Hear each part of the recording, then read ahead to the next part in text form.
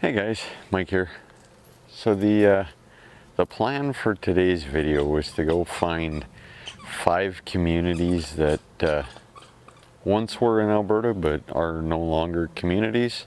They are part of Alberta's history, part of the whole small town Alberta thing, but I could only find history on 4 of them.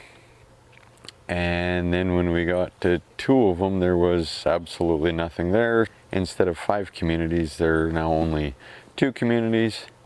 But hopefully you still enjoy the video. It is going to be quite a bit shorter than it was originally planned to be, but them's the breaks. Give this video a thumbs up. It lets me and YouTube know I'm doing a good job.